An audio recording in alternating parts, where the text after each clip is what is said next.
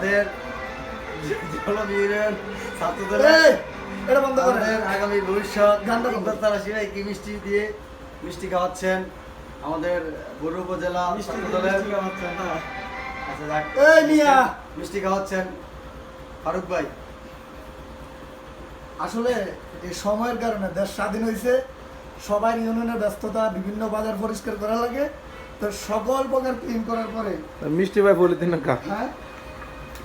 এই হচ্ছে হ্যাঁ আমরা খাই তুমি পরিচয় করে দিয়ে খাওয়াও না নিয়ে নেবে তো ভাই না। এই মুহূর্তে আমাদের ক্যামেরার সামনে মিষ্টি খাবেন